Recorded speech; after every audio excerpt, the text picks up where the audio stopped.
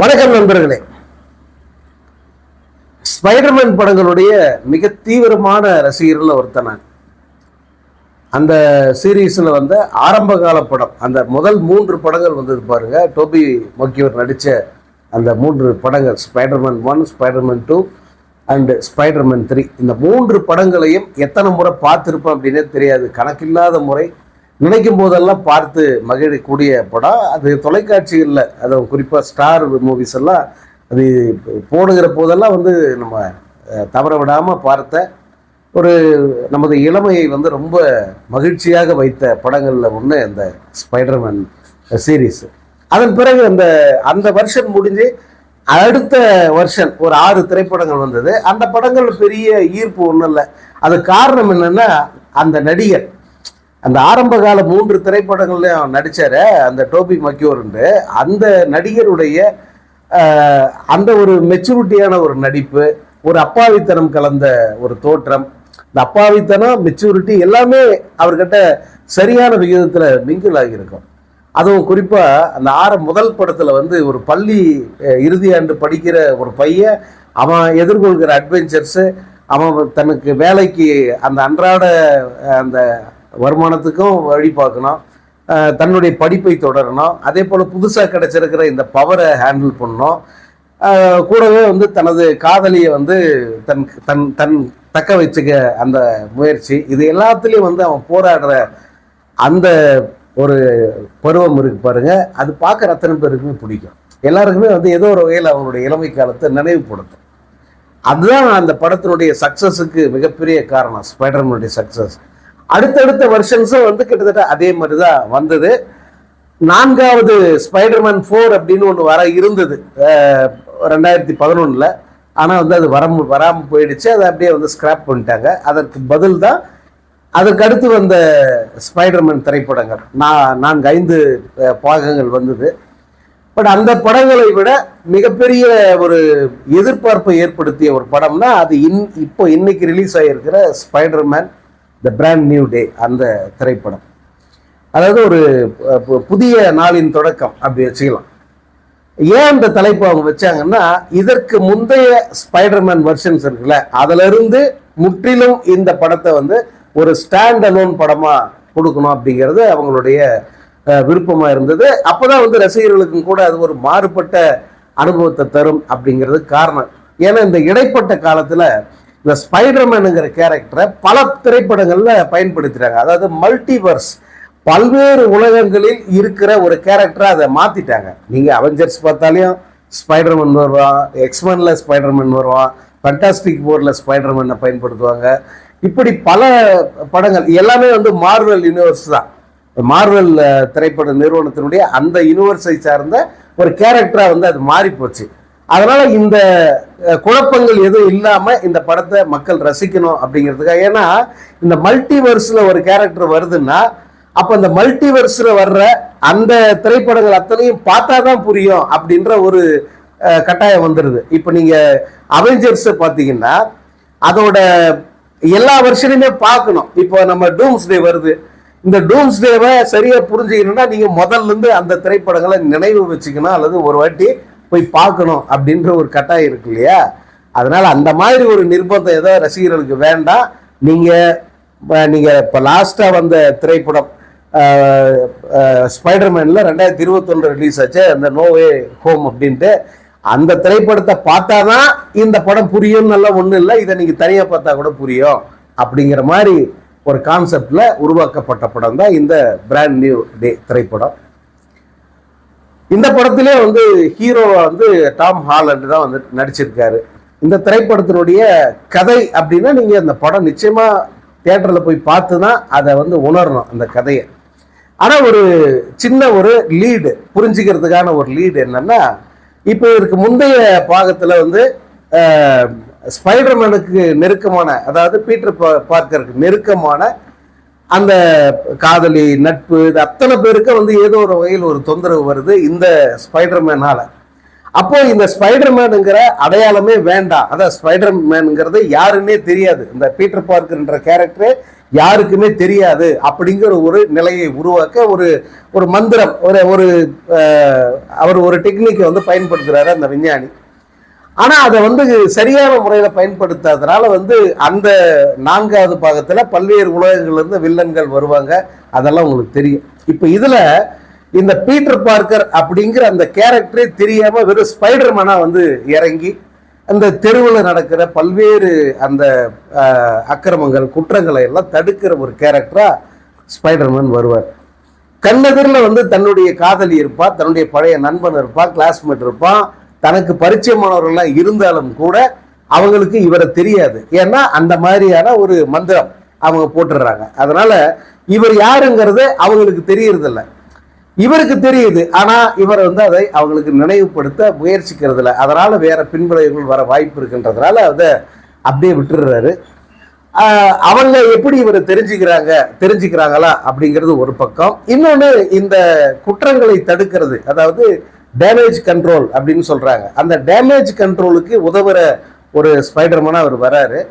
அப்படி அவர் உதவுகிற போது ஒரு புதிய ஒரு எதிராளியை வந்து சமாளிக்க வேண்டியிருக்கு. அது முற்றிலும் புதுசான ஒரு ஒரு மோதலா இருக்கு. ஏன்னா கண்ணுக்கு தெரிகிற விரோதியோட வந்து மோதிரலாம், ஆனா கண்ணுக்கு தெரியாம ஒரு இடத்துல இருந்து அடுத்தவங்க மனசை கண்ட்ரோல் பண்ணி அவங்கள வந்து இயக்குகிற ஒரு வினோதமான சக்தி படைத்த ஒரு வில்லனை எதிர்கொள்வது எப்படி, அந்த சிக்கல் வந்து ஸ்பைடர்மேன் வருது. அதில் அவர் எப்படி வந்து ஜெயிக்கிறாரு, அந்த புது டெக்னிக்கை பயன்படுத்துகிற வில்லன் யாரு, ஏன் அந்த டெக்னிக்கை அவர் அப்படி பயன்படுத்துகிறார் அப்படிங்கிறது தான் வந்து இந்த படத்தினுடைய கதை. ஒரு தீம்னு வச்சுக்கோங்களேன். மற்றபடி இதை அத்தனையே வந்து நீங்கள் தியேட்டரில் போய் பார்த்தீங்கன்னா நிச்சயமாக நீங்கள் எதிர்பாராத ஒரு புதிய அனுபவம் வந்து உங்களுக்கு கிடைக்கும். காரணம், இதற்கு முந்தைய ஸ்பைடர்மேன் எல்லாத்திலுமே வந்து ஆக்ஷனுங்கிறது மிக பெருசா இருக்கும். இந்த படத்துலயும் அதெல்லாம் இருக்கு, ஆனா படம் முழுக்க அந்த ஆக்ஷன் இருக்கும். அந்த சென்சேஷனல் அப்படிங்கிற அந்த உணர்ச்சி பூர்வமான காட்சிங்கிறது ஒரு குறிப்பிட்ட இடத்துல குறிப்பிட்ட ஒரு பகுதியில தான் உங்களுக்கு அது வரும். ஆனா இந்த படத்தை பொறுத்த வரைக்கும் அந்த மெகா ஆக்ஷன் காட்சிகள், குழந்தைகளை கவரும் காட்சிகள், அதே போல வந்து ஒரு மயிர் கூச்செறிகிற அந்த த்ரில்லிங் காட்சிகள் எல்லாத்தையுமே வந்து அவங்க முதல் பாதியிலே வந்து வச்சிடுறாங்க. அதற்கப்புறம் வந்து இந்த அந்த நட்பு, அப்புறம் அந்த உறவுகளுக்குள்ள இருக்கிற அந்த உணர்ச்சி பூர்வமான அந்த பைண்டிங்கு, அந்த உணர்ச்சி கொந்தளிப்புகள் தான் வந்து நிறைய காட்சிகள்ல வருது. அது பார்க்குற நம்மையே வந்து பதற வைக்குது, கண்களை சில நேரங்களில் வந்து கலங்க வைக்கிற அளவுக்கு வந்து உணர்ச்சி பூர்வமான காட்சிகளாக இருக்கு.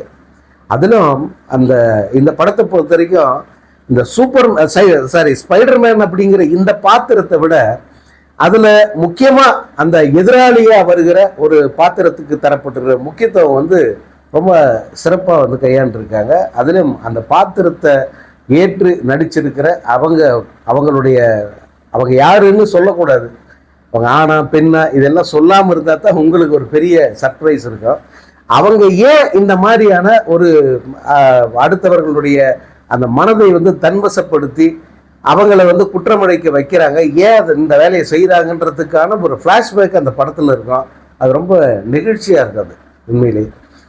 இந்த படத்தை பொறுத்த வரைக்கும் வந்து இதில் நடிச்சிருக்கிற அத்தனை பேருமே வந்து ரொம்ப ஃபண்டாஸ்டிக்காக பண்ணியிருக்காங்க. அதில் ஒவ்வொரு பாத்திரங்களை பார்த்தீங்கன்னா, டாம் ஹாலண்ட் அவர் தான் வந்து ஸ்பைடர்மேன் பீட்டர் பார்க்கர் வர்றாரு. அவருடைய இதற்கு முந்தைய படங்களை விட இந்த படத்தில் வந்து ரொம்ப சிறப்பாக பண்ணியிருப்பார். ஏன்னா இதற்கு முந்தைய படத்தில் அவர் பீட்டர் பார்க்கர் அந்த பள்ளி பருவம் அதுலேருந்து அடுத்த கட்டம் அப்படி இருந்தவர் இதில் கொஞ்சம் மெச்சூர்ட் ஆகி அடுத்த கட்டத்துக்கு போகிற அந்த காட்சிகளை வந்து ரொம்ப அழகாக பண்ணியிருப்பாங்க. அதில் அவருடைய தடுமாற்றங்களை வந்து ரொம்ப அழகாக காமிச்சிருப்பாங்க. இந்த படத்தில் வந்து வழக்கமாக வந்து ஸ்பைடர்மேனுக்கு இப்படி அழுத்தினா அங்கேருந்து அந்த வெப்பு வரும். இதில் வந்து அவர் கையில் வந்து அதற்காக ஒரு சிறப்பான ஒரு எந்திரத்தை வந்து வடிவமைச்சு அதை பயன்படுத்துவார். அந்த எந்திரம் இருந்து அந்த ஸ்பைடராக வர்றதும் இருக்குது. அது இல்லாமல் அவருக்குள்ளேயே வந்து அந்த ஸ்பைடர் கெமிக்கல் வந்து உருவாகி அப்புறம் அதுவே வந்து இவரை 2 வருஷனாகவும் ஸ்பைடராகவே இருப்பார். அவர் பீட்டர் பார்க்கரை மாறும்போது வந்து இந்த கையிலிருந்தே வந்து அவருக்கு அந்த வெப்பு வர ஆரம்பிக்கும். அந்த காட்சி இல்லாமல் ரொம்ப அழகாக பண்ணிப்பார். இப்போ இந்த பவர்ஸ் வந்துடுது, இதை ஹேண்டில் பண்ணுறது பெரிய விஷயம் இல்லையா, ஒரு சக்தி கிடைக்கிறது பெருசு இல்லை. இந்த சக்தியை எப்படி பயன்படுத்துகிறோம், அதை எப்படி ஹேண்டில் பண்ணுறோம், அதானே ரொம்ப இம்பார்ட்டன்ட். அதை ஹேண்டில் பண்ண தடுமாறுகிற காட்சிகள்லாம் வந்து இந்த பீட்டர் பார்க்கரா வர்ற அவர் டாம் ஹாலண்ட் வந்து ரொம்ப எக்ஸலண்ட்டாக நடிச்சிருப்பார். எல்லாமே ரொம்ப இயல்பாக இருக்கும். எது இதில் கிராஃபிக்ஸு எது இயல்புன்னு சொல்ல முடியாத அளவுக்கு வந்து ரொம்ப சிறப்பாக பண்ணியிருப்பாங்க. அதில் அவருடைய காதலியாக வர்ற செண்டாயா எம்ஜேவா வரவங்க அவங்களுடைய நடிப்பும் வந்து ரொம்ப அழகாக இருக்கும். அதிலே வந்து அவங்கள யாருன்றத வந்து இவருக்கு தெரியும், ஸ்பைடர்மேனுக்கு தெரியும், பீட்டர் பார்க்கருக்கு தெரியும், ஆனால் எம்ஜேக்கு தெரியாது. ஏன்னா அந்த மாதிரியான ஒரு இதை வந்து அவங்க பயன்படுத்தியிருக்காங்க டெக்னிக்கை. அப்போ தெரியாமல் இருக்கும்போது வந்து இவரை வந்து காப்பாற்றி கூப்பிட்டு வந்துடுறாரு ஸ்பைடர்மேனு. திரும்ப அந்த அவங்களுக்குள்ள ஒரு உரையாடல் நடக்கும். அது முடிஞ்ச பிறகு வந்து இவருக்கு வந்து அவங்க முத்தமிட்டு இருப்பாங்க தன்னுடைய காதலன்னு நினச்சி. ஆனால் அவர் இல்லை அப்படின்னு தெரியும்.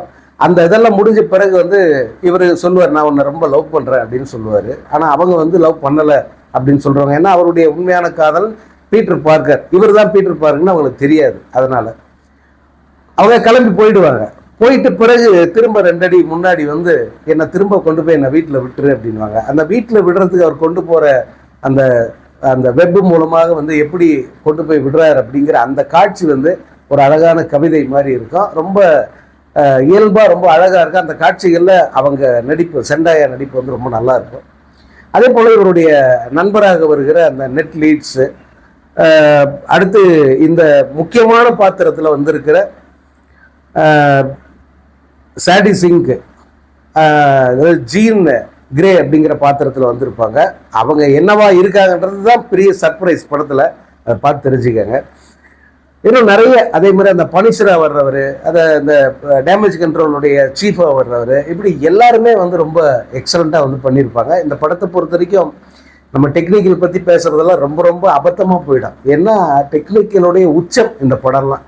அதான் திரும்ப சொல்கிறேன், எது இந்த படத்தில் வந்து கிராஃபிக்ஸு விஎஃப்எக்ஸு எது இயல்பாக நடந்திருக்கு அப்படிங்கிறது தெரியாத அளவுக்கு வந்து ரொம்ப பண்ணியிருப்பாங்க. இந்த படத்தில் ரொம்ப சிறப்பான காட்சிங்கிறது கிளைமேக்ஸுக்கு முந்தி வருகிற ஒரு சண்டை காட்சி, அந்த நிஞ்சா வகை சண்டை காட்சி. அது அந்த காட்சியெல்லாம் விஷுவல் ட்ரீட். அது நீங்கள் பார்த்து தான் அதை உணரணும். நீங்கள் என்ன 1000 வார்த்தைகளை வச்சு விதவிதமாக வர்ணித்தாலும் கூட உங்களுக்கு வந்து அது விஷுவலாக தெரியாது. அது பார்த்தா தான் வந்து புரியும். அதனால் அதை நீங்கள் பார்த்து என்ஜாய் பண்ணுங்கள்.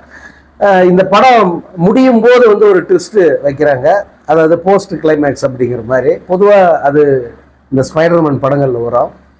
இதையும் கூட நீங்கள் பார்த்து தெரிஞ்சுக்கணும். ஆனால் அடுத்த ஸ்பைடர்மேன் வராரு, எங்கிருந்து வராருங்கிறதுக்கு தான் வந்து அந்த க்ளூ வந்து கொடுத்துருப்பாங்க. அதுவும் கூட வந்து ரொம்ப சர்ப்ரைசிங்காக இருக்கும். இப்போதே வந்து எதிர்பார்ப்பை எகிர வைக்கிற மாதிரி அது இருக்குது. அடுத்த பார்ட் வந்து எப்படா வரும்னு கேட்க வைக்கிற அளவுக்கு இந்த படத்தில் அந்த ட்விஸ்ட்டை வந்து வச்சுருக்காங்க. இப்போ இந்த படத்தில் குறை இருக்கா, இந்த படம் லேகாக இருக்கா, இப்படியெல்லாம் வந்து கேட்குறாங்க. அதெல்லாம் வந்து உங்களுடைய மனசை பொறுத்தது தான். இந்த படத்தோடைய கதையில் நீங்கள் ஒரு முறை உள்ளே போயிட்டீங்கன்னா, அந்த வெப்புக்குள்ளே போயிட்டீங்கன்னா நிச்சயமாக வெளியே வரவே முடியாது. அப்புறம் எங்கே இருக்கும் லேக்? அந்த மாதிரி வந்து படம் முழுக்க வந்து சுவாரஸ்யமாக கொண்டு போகிறாங்க. படத்தை முடித்த விதம் வந்து அப்படியே மனசை தொடர மாதிரி இருக்கும். நீங்கள் அது பீட்டர் பார்க்கரை எப்படி காப்பாற்றுறாங்க அப்படிங்கிற ஒரு ட்விஸ்ட் இருக்கு. எல்லாமே ட்விஸ்ட் தான், அது எதையுமே சொல்ல முடியாது. அதுதான் இந்த படத்தோட ஸ்பெஷல். அப்புறம் காப்பாற்றப்பட்ட பீட்டர் பார்க்கர் வந்து தன்னை பீட்டர் பார்க்கரை காமிச்சிக்கிறாரா அப்படிங்கிறது ஒரு ட்விஸ்ட். அப்புறம் வந்து காப்பாற்றினது யாரு, அவங்க எங்க இருக்காங்க அப்படிங்கிற அந்த ஒரு ட்விஸ்ட். இது எல்லாத்தையும் அப்படி அப்படியே நிப்பாட்டிட்டு இந்த படத்தை முடிக்கிறாங்க. இது எல்லாமே வந்து கன்க்ளூஷன் இல்லை, அந்த பயணம் தொடருது. இந்த ஸ்பைடர்மேனோட பயணம் தொடருது, அந்த கேரக்டர்ஸோட பயணம் தொடருது. படத்தை அப்படியே முடிக்கிறாங்க. அடுத்த வருஷன் வருது, அடுத்த பாகம் வருது அப்படின்னு சொல்லிட்டு. இது மற்ற ஸ்பைடர்மேன் பாகங்களை விட இந்த படம் ரொம்ப ஸ்பெஷலாக நான் ஃபீல் பண்ணதுக்கு காரணம் என்னென்னா, இது ரொம்ப பேலன்ஸ்டாக பண்ணியிருக்காங்க. ஆக்ஷன் பிரியர்களுக்கான காட்சிகள் இருக்குது. அதே போல் ஸ்பைடர்மேனுடைய அந்த காட்சிகள் இருக்குல்ல, ஸ்பைடர்மேனுடைய அந்த கட்டடத்துக்கு பெரிய பெரிய எம்பயர் ஸ்டேட் பில்டிங்கு, இன்னும் பல 100 மாடி கட்டடத்துக்கு தாவர அந்த எபிலிட்டிஸ் எல்லாம் இருக்கு. அதை ரசிக்கிறவங்களுக்கு தேவைன்ற அளவுக்கு போதுன்ற அளவுக்கு காட்சிகளை வச்சுருக்காங்க. அதே போல் சண்டை காட்சிகள் பக்காவா, அதாவது இது இந்த வெப் விட்டு அதில் வந்து சாகசம் காட்டுறதுங்கிறது அது ஒன்றும் பெரிய விஷயம் இல்லை. நேருக்கு நேர் பிசிக்கலாக மோதுறதுன்னு இருக்குல்ல, அதுதானே பெரிய சாகசம். அந்த சண்டை காட்சி விரும்பிகளுக்கு அதுதானே ரொம்ப பிடிக்கும். அதுக்கும் வேண்டும் அப்படிங்கிற அளவுக்கு வந்து இந்த படத்தில் காட்சிகளை வச்சுருக்காங்க. அதுலேயும் அந்த கிளைமேக்ஸ் சண்டையெல்லாம் வந்து அல்டிமேட். நம்ம ஊரில் நம்ம டைரக்டர் சங்கர் வந்து அந்நியன் திரைப்படத்தில் அதுக்கு வந்து முயற்சி பண்ணியிருப்பார். அது ஒரு முயற்சி தான். ஆனால் இந்த படத்தில் பார்த்தீங்கன்னா தெரியும், அப்படி அந்த சண்டை காட்சி எப்படி எடுக்கணும் அப்படிங்கிறது இந்த படத்தில் விஷுவல் இருக்குது. அதை பாருங்கள். அதே போல் நீங்கள் இந்த நியூயார்க்கோட அந்த அழகு, அந்த அமெரிக்க நகரங்களில் நியூயார்க் வந்து ஒரு தனி சிறப்புமிக்க அழகான நகரம். அது இரவு நேரத்தில் அந்த நகரத்தின் தோற்றம்ங்கிறது அதை நேரில் நான் கண்ணால் பார்த்து ரசிச்சிருக்கேன். அதை இந்த படத்தில் பார்க்கும்போது பல நினைவுகள். வாலி சார் எப்படி வந்து இந்த நகரத்தை பார்க்காமையே இப்படி ஒரு பாட்டை எழுதியிருப்பார். நியூயார்க் நகரம் உறங்கு நேரம்னு ஒரு பாட்டு எழுதியிருப்பார். அதாவது இரவு நேரத்தில் நியூயார்க்குன்றது எவ்வளோ அழகாக இருக்குன்னு அவர் போய் அதை பார்க்கவே இல்லை, பார்க்காம அந்த பாட்டு எழுதியிருப்பார். நீங்கள் இந்த படத்தை போய் பாருங்கள், அந்த நகரத்தினுடைய அழகு வந்து உங்களுக்கு ஒரு பெரிய விஷுவல் ட்ரீட்டாக இருக்கும். மொத்தத்தில் இந்த ஸ்பைடர்மேனுங்கிறது ஒரு நிச்சயமாக ஒரு புதிய அனுபவத்தை தரும். என்ஜாய் பண்ணுறதுக்கான ஒரு படம். பார்த்து ரசிங்க, குறைய தேடிக்கிட்டு இருக்காரு.